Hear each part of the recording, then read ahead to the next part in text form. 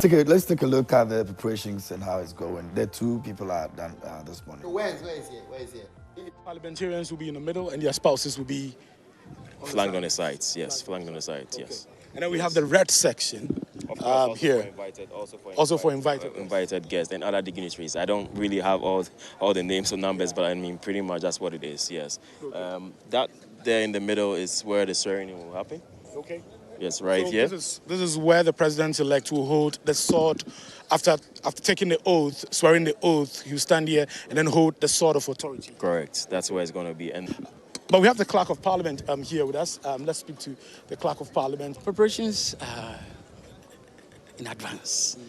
We are virtually done. It's just a matter of arranging the chairs, putting the rest of the carpet, tidying up the place, and then where we have to do the electrical works to ensure that microphones are working, everything is in order. Those are the fine details we have to do.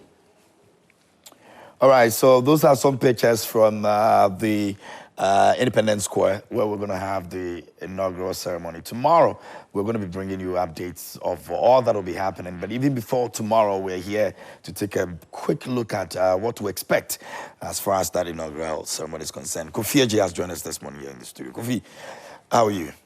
I'm doing great. How about you? I'm good. Yeah, earlier on we spoke about how the economy and everything is looking like. But beyond the economy and all of that, preparation towards it, what are we supposed to be looking for? I mean, the 9th Parliament will be an interesting one because we'll be moving from a hung Parliament to one that has almost like a supermajority to the NDC. At the moment, if you look at the composition of the how the 9th Parliament will look like, you have the MPP having about 88 MPs, NDC having a near supermajority of 133.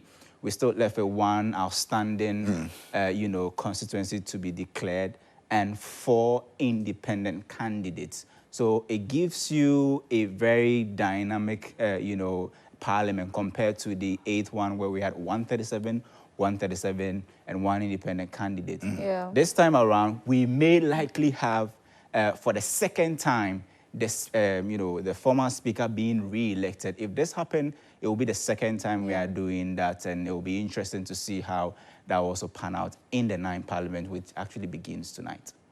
Well, tomorrow, history is going to be made. Absolutely. On 2 different levels. Ghana is going to experience its first female president, vice president, and there's going to be a returning president, which is highly, highly historical for the country. But then going back to, history being made pertaining to the first female vice president of the country, let's talk about women that are making it to the Parliament House. I mean, female representation in Parliament is very key. Sometimes if you look at it on the facial value of the numbers, you may not really appreciate it. And if you go down to the percentage share, we have about 276 members of Parliament, and women are about just, I think, 15%. But looking at it from this direction, you could see that we may likely see a slight decline from the history we made in the 8th Parliament, where we had 40 female, being represented. Right. And this time around, we may likely have about 39. I don't know how the final outcome of the Ablekuma North will look like and other ones. But if we are able to have an additional female, that could bring the number to about 40. That will equalize with what we had in the 8th Parliament. But without that, then we are seeing a marginal decline in terms of the numbers. But we still have 15% of the 276 being female, which is a great improvement because at some point in time, we're doing less than 10%. Yeah. So for us to come a long way to 15%, that is also very, very key. If you look at the regional distribution of the female, you will know that a lot of them, majority of them are coming from the Greater Accra region. I think about 8, we'll have about 8 members of Parliament who are female, who will be representing in the Greater Accra region. The distribution is quite widespread across the length and breadth of the country, but definitely you still have regions without female representation.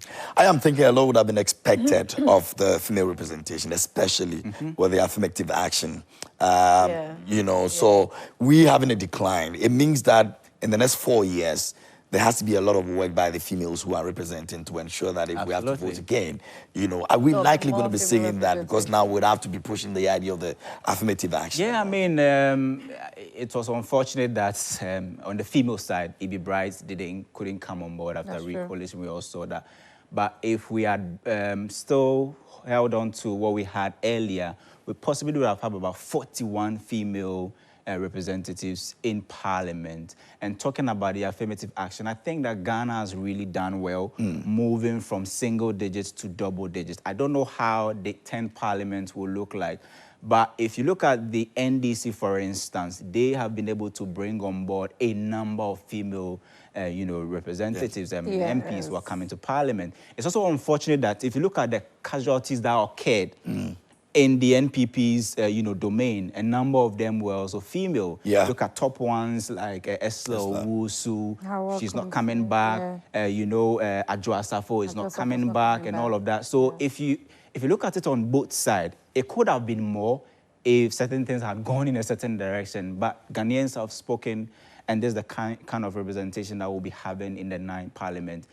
It's much more, not less like a very significant drop, but to lose maybe like one person from 40 to 39, we may likely have 40-40, but I do not know how it's going to pan out. But I think that we've made great improvement moving from single digits to double digits. Looking at what you said earlier in relation to the NDC, does it look like there's an intentional agenda towards women pertaining to what you said, that, they have increased the number of women pushing them into representations for the various constituencies and contesting and all of that? Do you think there's an intentional agenda? I think NDC were very intentional about their female representation. It actually starts from the apex where they decided to have a female running mate. I mean, there were a lot of divided opinions about that, but they still held on with that. And in Parliament too, they were very, very strategic in bringing on board female, because they definitely may have their own agenda, but they were very strategic. If you look at some of the big names that were unseated in the 2024 election, especially the parliamentary side, a significant number of them, males, were actually being unseated by females. And if you look at the battle between Michael Quay Jr. and then Ele that was like a classic case of what really happened in the 2024 election and how strategic NDC were. There were other instances where there was boot for boot, woman for woman, and we all saw how the NDC was able to take such seats. In fact, if you look at the 120 debutants or new MPs who will be coming to Parliament, a significant number of them are women, and they are also very, very young, and it actually paints a picture of how dynamic the 9th Parliament will likely be. I love the using the percentage, the percentage as a case study. Then again, it means that effectiveness of these women will be something that will be in the conversation a lot. Absolutely, because that will be dependent what happens next in the 10th Parliament. You think that the people that have been selected, or the women that we have seen, are women who, if you take Esla out, obviously we know how very vocal she was, also occupying a ministerial position. You think that these women are up to task and they'll be able to, effectively let us believe that indeed it was a good sign? Yeah, I mean, experience is very important, but as the adage goes, nobody was born in Parliament. So once you come to Parliament, the structures alone and the fact that we may likely have an experienced speaker who will be guiding even the debutant, that tells you that within just a matter of time, people will be whipped in line. And the sheer number of the NDC's majority will also do some sort of help to the debutant. They will be shielded in certain ways, and they will know that, I mean, they belong to a side that is somewhat powerful, if I should use that word. But in terms of those who have left the experienced hands, we definitely will miss them. But it will just be a matter of time that the new ones will fill in, their shoes and all of that. But I think that to have a significant number of females being part of the 120 debutant tells you the shift that the country is actually, going towards, in terms of even political parties now being very strategic in terms of bringing on board female, and definitely in terms of appointments. Although Mahama seeks to run a very lean government, if you have a vice president who is female, you should know that she also lobby for females to be appointed in very high positions. So it was an interesting time for women empowerment in the country, and I'm very happy that we've come a long way. It wasn't just about passing a law, but we are seeing, you know, the reality being panned out in our elections, in our position. I was very happy when I saw a picture of, I think, 4 vice chancellors who were all female, both Yes. current and past, Yes. visited the incoming vice president. Yes. And I was happy that, I mean, educating the girl child can come this extent. And I mean, it's a good time to actually be happy. I mean, being part of those who've been pushing the, you know, the female agenda in parliament and whatever. The affirmative action has really helped the country. And I think that at the moment, Ghana has become maybe the go-to place for other countries in Africa to learn from in terms of how to bring on board or how to practice female representation, especially in parliament. This is very interesting. I like that. I like your submission so far. Now, I want us to talk on, the retaining of the Speaker of Parliament. It's been a matter of debate for a while now, especially when news came out that there's a high possibility that he would be retained. And then now, the president-elect has nominated him to be retained. And endorsed him as well. And he's mandating... Vote of confidence, if exactly. you like. If you like. And now even mandating the members of parliament to also nominate the Speaker of Parliament. So it's like, it's a done deal, right, as of now. If you have, you know, if you can help us backdate some of the past speakers of parliament and the impacts that they've had over time.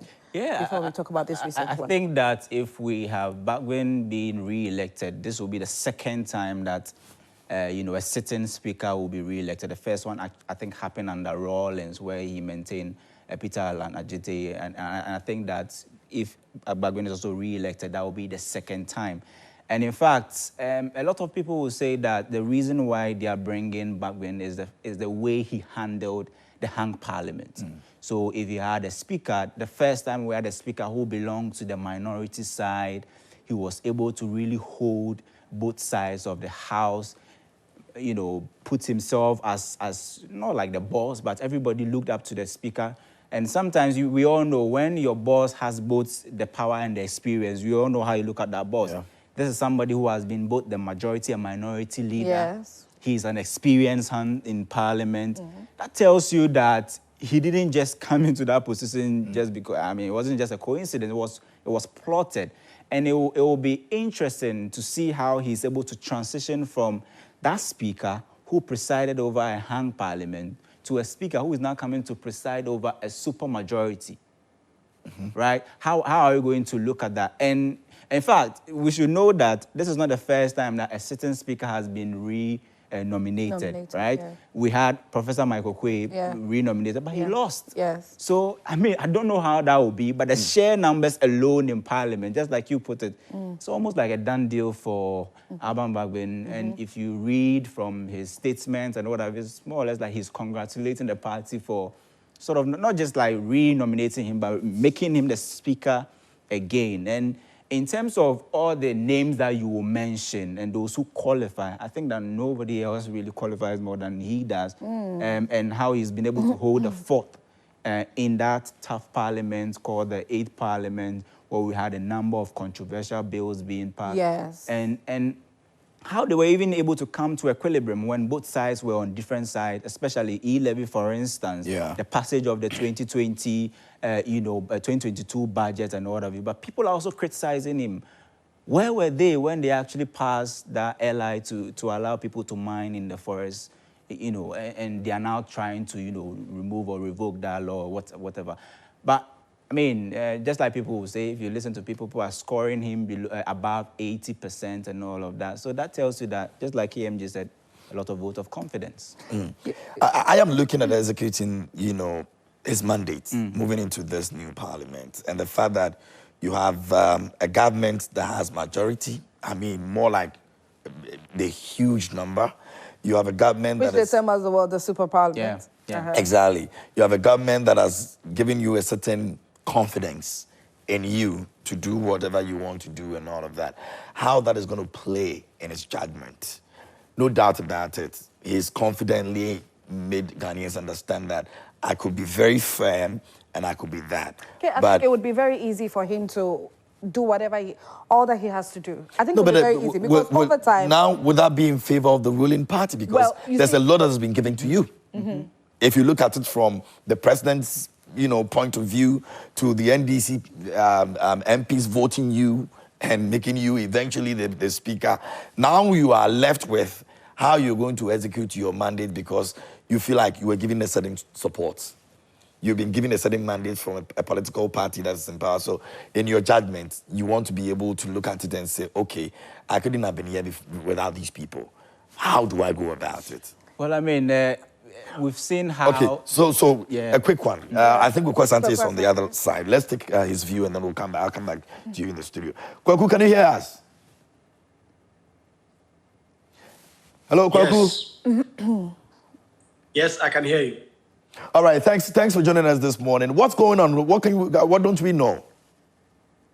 Well, all is set now for the 8th Parliament to be dissolved. The 8th Parliament is currently in session, and we expect that any moment from now, the Speaker of Parliament himself, members of Parliament of the 8th Parliament will all come in for the necessary formalities to be done to properly dissolve the 8th Parliament so that the 9th Parliament can be sworn in later this evening. And so it is not a packed event, as we have been made aware. There'll be speeches, obviously, from the leadership on both sides to sort of recount the main issues that have been done under the 8th Parliament. This 8th Parliament has done well with bills. They've passed a number of bills. Of course, it has not been without controversy, a number of fist-fighting, e-levy, brouhaha, and all that. And so all those issues would have to be put aside, and then the 9th Parliament will come in. When the 8th Parliament is dissolved, we understand the chamber will be shut because, as we know, in the 8th Parliament, the numbers are 137 apiece. But in the 9th Parliament, it will not be like that. In the 9th Parliament, the NDC have 183 seats as we speak. The MPP have 88. There are 4 independents with 1 seat outstanding. The seating arrangements would have to change, as you can see behind me, to cater for that overwhelming majority that the NDC have been able to get. And then all that will be done at 9:10 p.m. later today. The members of Parliament will now come in. There will be the election of a speaker. As we know now, John Dramani Mahama and the NDC have agreed to retain Alban Bagbin for the 9th Parliament. And so we expect that there will be only 1 nomination from the side of the NDC. But we don't know now if NPP will also be nominating someone. That is not something that we have. But if they don't nominate anyone and the only person nominated is Alban Bagbin, then there will be no election. He will be pronounced as elected Speaker of Parliament. He will take the chair at midnight. He will be sworn in. And then he will in turn proceed to swear in other members of Parliament. Okay, cool. But, if the MPP nominates anybody right now, would that hold waters in any way? Well, if they do that, I mean, it's difficult to see how that will impact the process because they know they have 88. They will have to get a number of the NDC MPs, more than 50, to join them by secret ballot to be able to get that. We know that in 2020, MPP nominated the then incumbent Speaker, Michael Quay, and then the NDC nominated Alban Bagbin. And because the numbers were 137 with an independent, it was clear that it could go anywhere. Because if all NDC MPs stayed and all MPP MPs stayed, they just needed one person to switch side, and that would happen. And that it did happen at the time because I think 2 NPP MPs did join the NDC in voting for Alban Bagbin. But this time around, it's a tall order. The NDC have 183, NPP have only 88. To nominate someone, you need to hope that at least you can get close to 50 NDC MPs to switch camps. Because it's a secret ballot, anything can happen. Right. But as we speak, we have absolutely no indication if the NPP will be taking that gamble. It will not. It's not something that they will lose anything if they do that. Exactly. Because we remember in 2004, getting into the 2005 Parliament, the New Patriotic Party decided to ditch the then Speaker and then bring in a new Speaker of Parliament. The NDC, despite having very few numbers, nominated the then incumbent Speaker. There was an election, the NDC lost, obviously, because they didn't have the numbers. We don't know if that can happen today in Parliament or they will just allow for Alban Bagbin to be nominated and then he can be declared Speaker. All that we'll get to know later this evening. All right, Kwaku, thanks a lot. I wanted to find out if there's any ritual, quote unquote, that will be happening after the dissolution. What happens? Is there any ritual that happens in the Parliament House? Well, not really. The Speaker of Parliament will come in with the members of the 8th Parliament, And then, because the 8th Parliament is still in session, its life ends at midnight. Yeah. But because they have to hand over for the 9th Parliament to come in, the ritual, quote unquote, that may happen will be speeches, obviously speeches, and then the ceremonial mace that will be raised and other things. Those are just issues to just ensure that the 8th Parliament has closed. But there's not going to be anything extraordinary. There are going to be speeches, and then there are going to be all those. The mace will be moved and all that. Then that will signal the end of the 8th Parliament for the sitting arrangement to be changed for the 9th Parliament to be sworn in later today. Great. Thank you very much, Kweku. Thank you so much. We can't wait for the updates this evening. KMJ, it's about to be very interesting right here in Ghana. I love Make sure you don't it. tune out. Make sure that you are locked on Joy Prime, because we'll definitely bring you Joy Prime, Joy News. We're going to bring you all the updates that you need to know concerning how tonight is going to go, and tomorrow as well, where the president-elect John Dramani Mahama will be sworn in as the president. And tomorrow we'll be working with Kofi. He'll be here. We'll be telling us what will happen after the dissolution. Kofi will be here. Kofi will be telling us how much we'll be spending on the inaugural ceremony and all of that. It's just of interest to me. Kofi, thank you so much as well. So viewers, this is where we end today's edition of Prime Morning.